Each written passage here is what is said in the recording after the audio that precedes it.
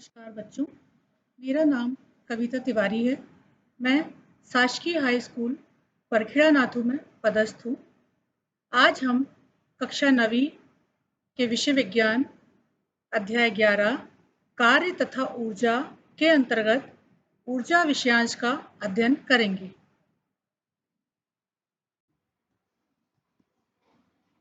बच्चों, विषय विज्ञान की पिछली कक्षा में हमने कार्य के बारे में पढ़ा, कार्य की वैज्ञानिक संकल्पना का अध्ययन किया तथा एक नियत बल द्वारा किए गए कार्य की गणना की।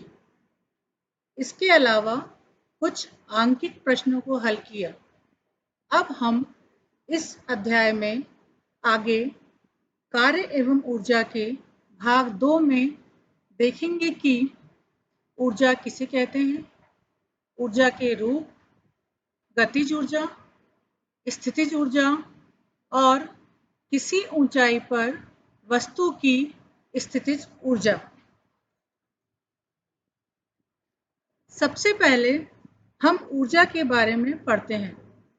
हम जानते हैं कि ऊर्जा के बिना जीवन संभव नहीं है और ऊर्जा का सबसे बड़ा प्राकृतिक स्रोत सूर्य है, जिससे हमें ऊर्जा प्राप्त होती है। ऊर्जा शब्द का प्रयोग हमारे दैनिक जीवन में प्रायः होता रहता है, किंतु विज्ञान में इसका एक निश्चित एवं परिशुद्ध अर्थ है। पिछली कक्षा में हमने पढ़ा था कि किसी वस्तु पर बल लगाने से उसमें विस्थापन होता है तो इसे कार्य कहते हैं, अर्थात कार्य बराबर बल गुणा विस्थापन। इसी कार्य करने की क्षमता को ऊर्जा कहते हैं। किसी वस्तु में निहित ऊर्जा उस वस्तु द्वारा किए जाने वाले कार्य के बराबर होती है। कार्य करने वाली वस्तु में ऊर्जा की हानि होती है तथा जिस वस्तु पर कार्य किया जाता है उसकी ऊर्जा में वृद्धि होती है। जैसे हम एक उदाहरण देखते हैं कि कील पर गिरते हुए हथौड़े में जो ऊर्जा होती है वो हथौड़े को पीछे लाने में लगाए गए बल के कारण उसमें संचित हो जाती है। इसके अलावा चलती हुई बंदूक की गोली, तेज गति से बहता हुआ झरना, ऊष्मा इंजन आदि ऐसी वस्तुएं हैं जो कार्य कर सकती हैं। अतः इनमें ऊर्जा व कार्य एक दूसरे के समरूप होते हैं। इस प्रकार ऊर्जा एक अदिश राशि है, क्योंकि कार्य करने की क्षमता को ऊर्जा कहते हैं और कार्य भी एक अदिश राशि है, इसलिए ऊर्जा एक अदिश राशि है। ऊर्जा का मात्रक वही है जो कार्य का है, अर्थात जूल। क्योंकि कार्य करने की क्षमता को ऊर्जा कहते हैं, इसलिए ऊर्जा का एसआई मात्रक जूल होता है। कभी कभी ऊर्जा के बड़े मात्रक किलो जूल का उपयोग किया जाता है। 1 किलो जूल 1000 जूल के बराबर होता है। 1 जूल कार्य करने के लिए आवश्यक ऊर्जा की मात्रा 1 जूल है। हमारे प्राणी जगत में ऊर्जा अनेक रूपों में विद्यमान है। ऊर्जा के विभिन्न रूपों में गतिज ऊर्जा, स्थितिज ऊर्जा, ऊष्मीय ऊर्जा, रासायनिक ऊर्जा, विद्युत ऊर्जा और प्रकाश ऊर्जा आदि सम्मिलित हैं। आज हम अपनी कक्षा में गतिज ऊर्जा तथा स्थितिज ऊर्जा का अध्ययन करेंगे। ऊर्जा का एक प्रमुख रूप है गतिज ऊर्जा, जिसे हम काइनेटिक एनर्जी भी कहते हैं। जैसा कि नाम से स्पष्ट है, वस्तु में अपनी गति के कारण जो ऊर्जा होती है उसे गतिज ऊर्जा कहा जाता है। आइए कुछ उदाहरणों से हम गतिज ऊर्जा को समझते हैं। एक गतिशील क्रिकेट बॉल, बहता हुआ पानी, एक गतिशील गोली, बहती हुई हवा, उड़ता हुआ हवाई जहाज। इन सभी उदाहरणों से स्पष्ट है कि गतिशील वस्तुओं में ऊर्जा होती है। इस प्रकार हम गतिज ऊर्जा की परिभाषा को स्पष्ट कर सकते हैं कि किसी वस्तु की गति के कारण कार्य करने की क्षमता को गतिज ऊर्जा कहते हैं। अतः किसी वस्तु में उसकी गति के कारण निहित ऊर्जा को गतिज ऊर्जा कहते हैं। इस प्रकार अगर कोई वस्तु किसी निश्चित वेग से गतिशील है तो समझ लीजिए कि इस वेग को प्राप्त करने के लिए उस वस्तु पर कुछ कार्य किया गया होगा। ये गतिज ऊर्जा उसी कार्य के बराबर होती है। आइए अब किसी वस्तु की गतिज ऊर्जा को एक गणितीय समीकरण के रूप में देखते हैं। चित्र के अनुसार एक वस्तु पहले U स्थिति पर थी तथा उस पर F बल लगाने के बाद उसकी अंतिम स्थिति V है और विस्थापन S हुआ। प्रारंभिक स्थिति और अंतिम स्थिति में विस्थापन S है।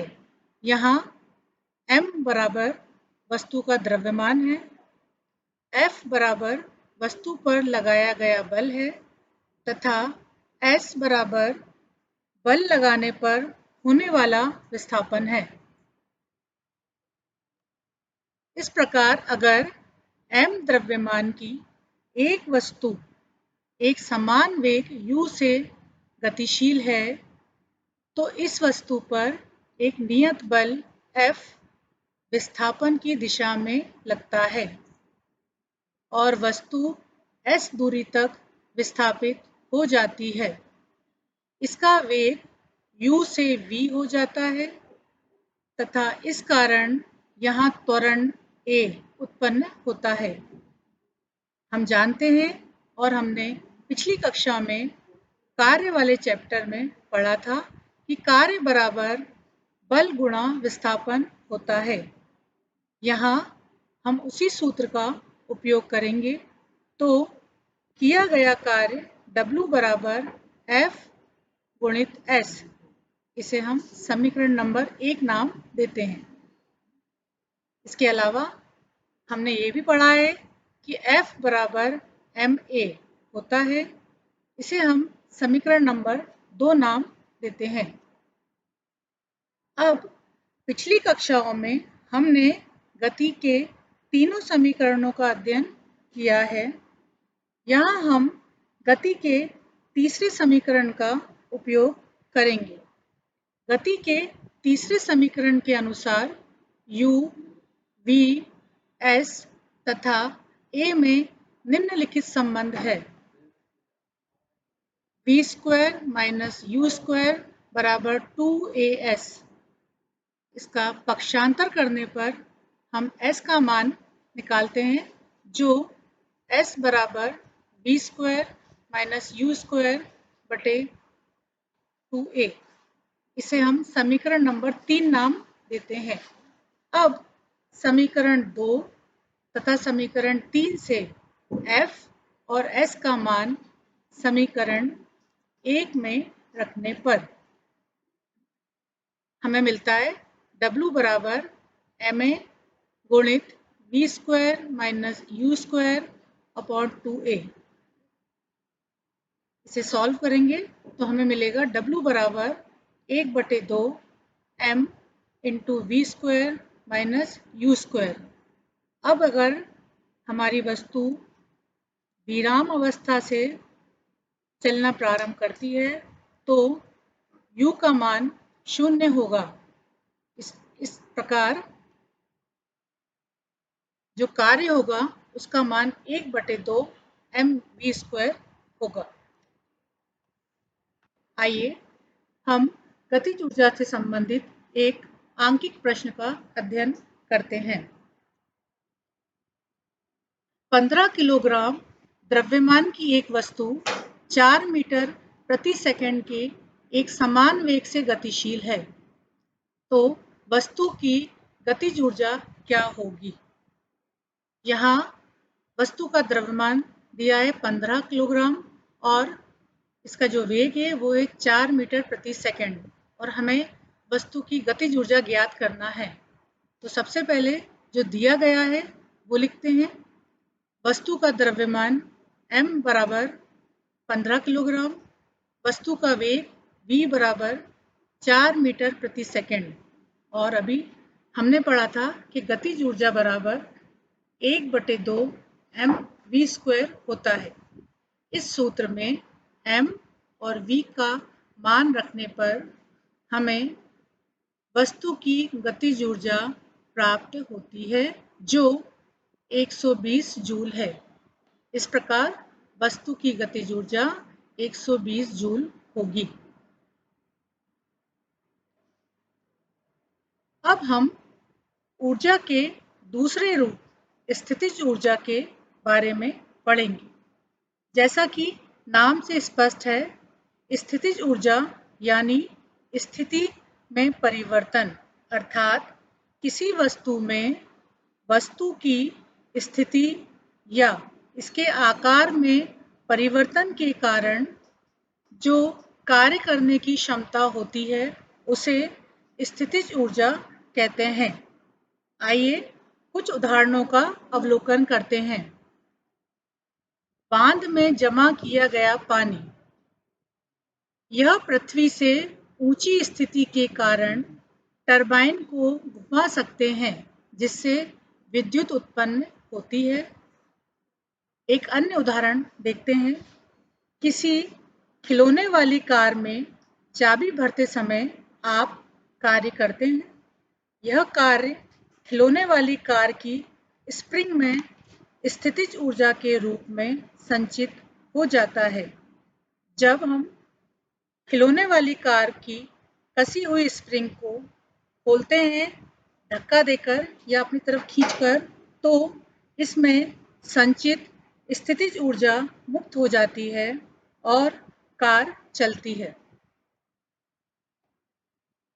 आइए अब हम एक सवाल उठाते हैं कि एक वस्तु स्थिति 1 पर रखी है और यह पथ 1 से होते हुए यहाँ तक जाती है और यही वस्तु स्थिति 2 पर पथ 2 से होते हुए अंतिम स्थिति तक पहुँचती है।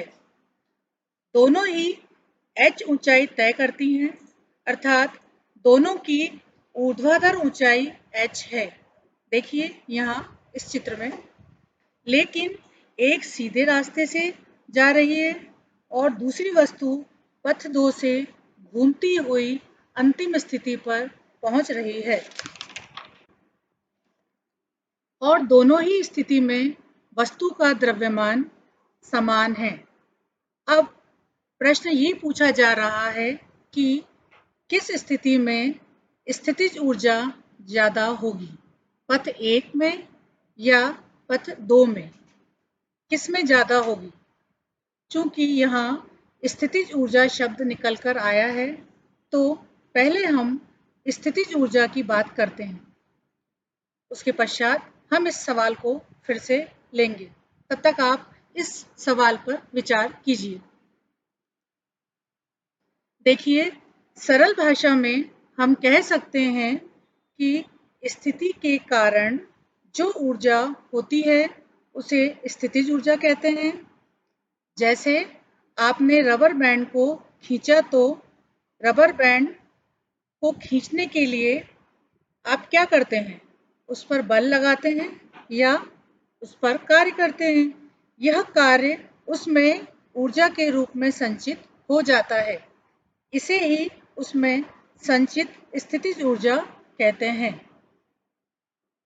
जैसे एक एग्जाम्पल और लेते हैं गुरुत्वीय स्थितिज ऊर्जा का, कि किसी वस्तु को ऊंचाई पर उठाते हैं तो उस पर बल लगाना पड़ता है और यह बल गुरुत्वीय बल के विरुद्ध लगता है। इससे वस्तु की ऊर्जा में वृद्धि होती है। यहाँ इस संचित ऊर्जा को गुरुत्वीय स्थितिज ऊर्जा कहते हैं।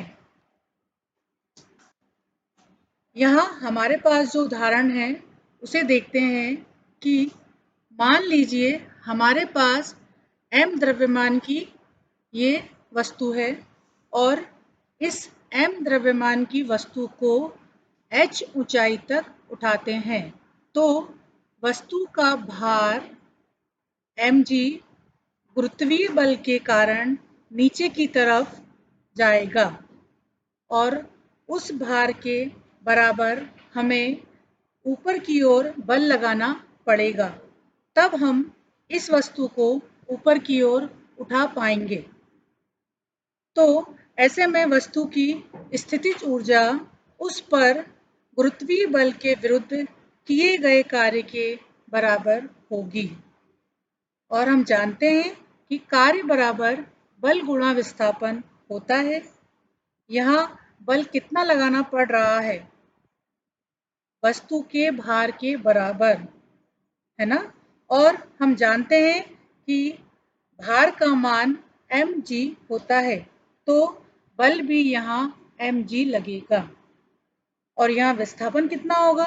विस्थापन वस्तु को जितनी ऊंचाई तक उठाया वो उसका विस्थापन होगा, तो यहाँ विस्थापन होगा h। इस प्रकार वस्तु की स्थितिज ऊर्जा होगी mg गुणित h बराबर mgh, यानी वस्तु की स्थितिज ऊर्जा का मान mgh होगा। यहाँ m बराबर वस्तु का द्रव्यमान है, g बराबर गुरुत्वीय त्वरण है और h उसकी ऊर्ध्वाधर ऊंचाई है जहाँ तक वस्तु को उठाया गया है। चलिए अब हम अपने प्रश्न पर आ जाते हैं। क्या था हमारा प्रश्न? इस चित्र में इसमें किस पथ की स्थितिज ऊर्जा ज़्यादा है? वस्तु पथ 1 से जा रही है उसकी, या स्थिति 2 में जिसमें वस्तु घूमकर अपनी अंतिम स्थिति पर पहुंच रही है? दोनों ही स्थितियों में हमें स्थितिज ऊर्जा को देखना है।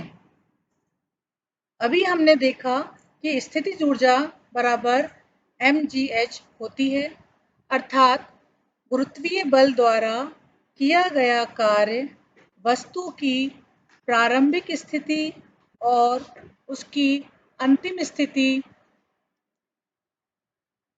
की ऊर्ध्वाधर ऊंचाई पर निर्भर करती है, ना कि उसके मार्ग पर।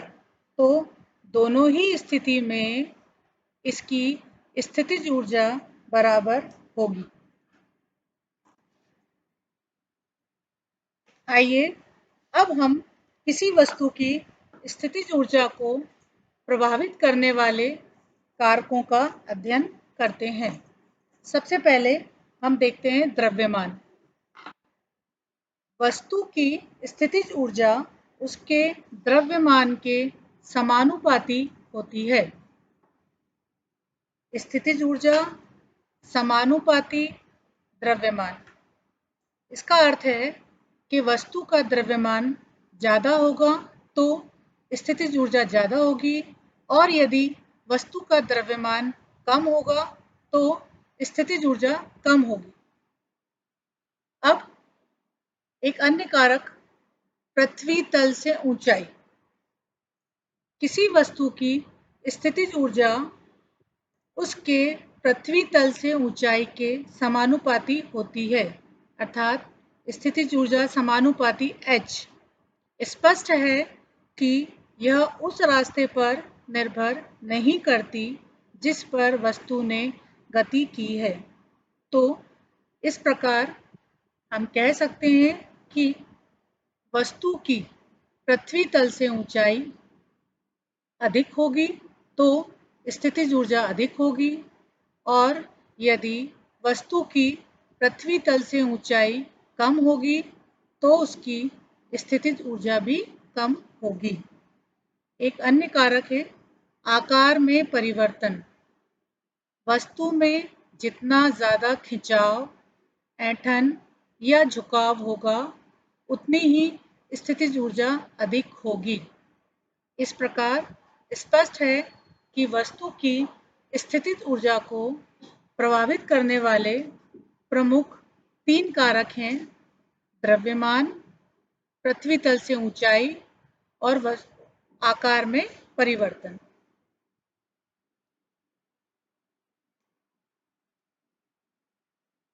आइए अब हम स्थितिज ऊर्जा से संबंधित एक आंकिक प्रश्न हल करते हैं।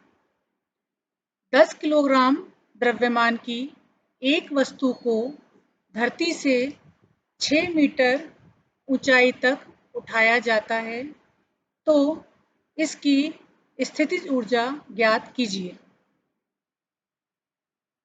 यहाँ पर वस्तु की स्थितिज ऊर्जा दी गई है। हमें पता है कि वो mgh होती है, जो हमने पिछली स्लाइड में देखा था, तथा यहाँ दिया गया है वस्तु का द्रव्यमान m बराबर 10 किलोग्राम और धरती से वस्तु की ऊंचाई h बराबर 6 मीटर। पृथ्वी का गुरुत्वीय त्वरण g बराबर 10 मीटर प्रति सेकंड स्क्वायर। इन सभी मानों को वस्तु की स्थितिज ऊर्जा बराबर mgh में रखने पर, जब हम इन मानों को इस समीकरण में रखेंगे तो हमें वस्तु की स्थितिज ऊर्जा बराबर 10 गुणित 6 गुणित 10 प्राप्त होता है, जिसका मान 600 जूल है। इस प्रकार वस्तु की स्थितिज ऊर्जा 600 जूल है।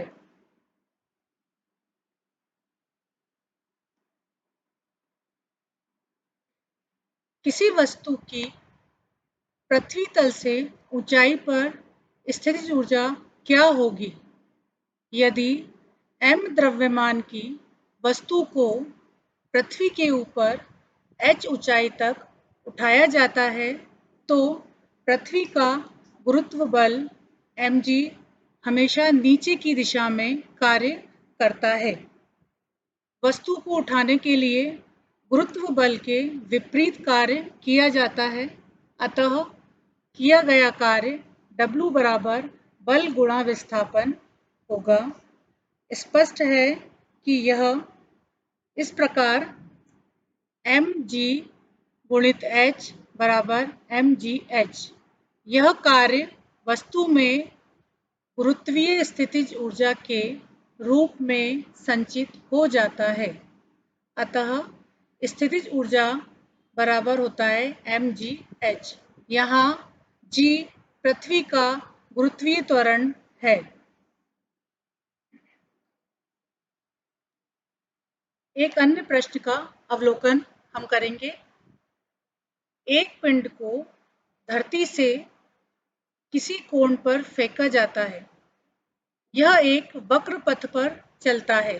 देखिए इस चित्र में, यह वक्र पथ पर चलता है और वापस धरती पर गिरता है। पिंड के पथ के प्रारंभिक तथा अंतिम बिंदु एक ही क्षैतिज रेखा पर स्थित हैं। पिंड पर गुरुत्व बल द्वारा कितना कार्य किया गया? यहाँ हम देखते हैं कि हमने अभी पीछे पढ़ा कि वस्तु की स्थितिज ऊर्जा mgh होती है। यहाँ दिया गया है वस्तु का द्रव्यमान m बराबर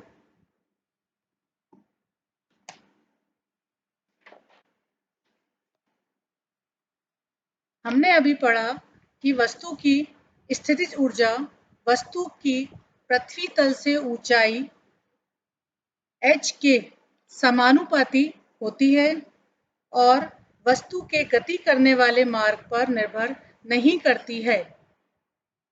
यहाँ पिंड के पथ के प्रारंभिक एवं अंतिम बिंदु एक क्षैतिज रेखा पर स्थित हैं और इसकी ऊर्ध्वाधर ऊंचाई h बराबर 0 है।